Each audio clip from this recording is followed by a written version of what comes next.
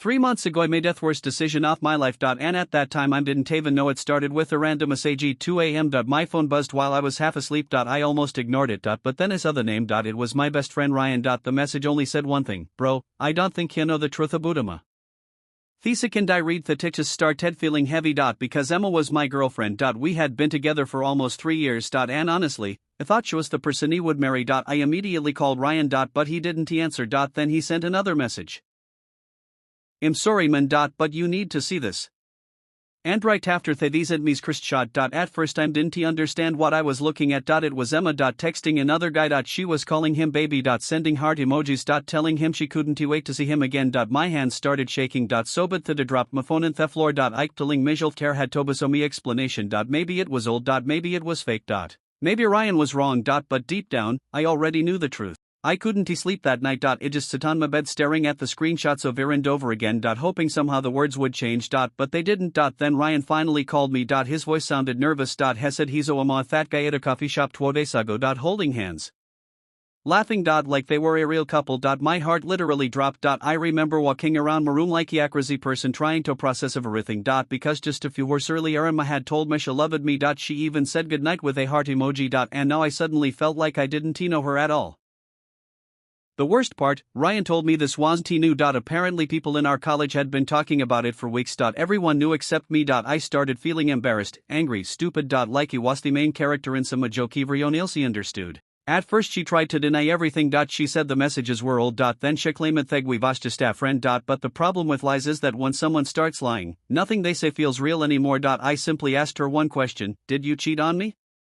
She started crying before answering. And that silence told me everything. Finally she whispered, yes, I wish I could explain how that moment felt. It was like someone reached into my chest and ripped something out of me. 3 years. Gone in one word. Shek trying to touch me hand but pulled away. I remember people around us staring but I didn't care. Alla could think washo manite mesha look at mine thighs and lied without feeling anything. The next morning I texted him as if nothing had happened. I simply asked if she wanted to meet up. She replied almost immediately, of course baby.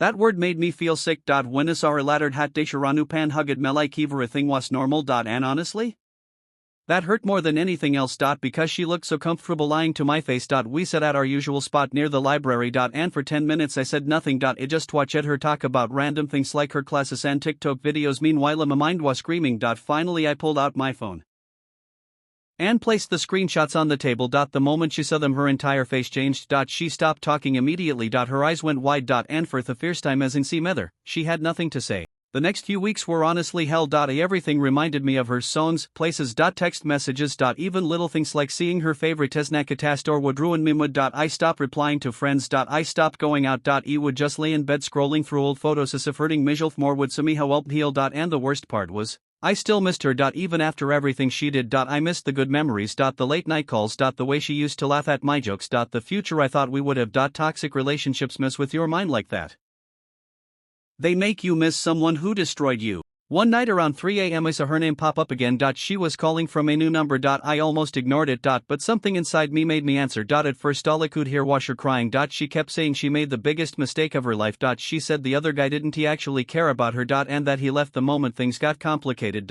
Part of me wanted to laugh because now she finally understood how pain feels. But another part of me still loved her. And honestly, that was the scariest part. Because no matter how much someone hurts you, your heart doesn't always stop caring immediately. For almost an hour she begged me to take her back. She promised she would change. She promised she would block everyone. She even said she would do anything to fix us. And for a few minutes, I actually considered it. Because when you love someone deeply your brain starts ignoring logic. But then I remembered all the lies. The secret messages. The embarrassment. Of being the only person who didn't know I was being played. So I took a deep breath. And told her some thin you should have said earlier. He loved you more than ever loved Mijel. And that was my biggest mistake. Then I hung up. After that call I sat alone in my room for a long time. But for the first time in months, I actually felt peaceful. Not happy. Not completely healed. But free. It was like I could finally breathe again. Slowly I started fixing my life again. I went back to the gym. I started hanging out with friends. I stopped checking her social media every night. And little by little the pain started hurting less. I realized it's something important that most people learn to it. Sometimes the person you love most is also the person you need to walk away from.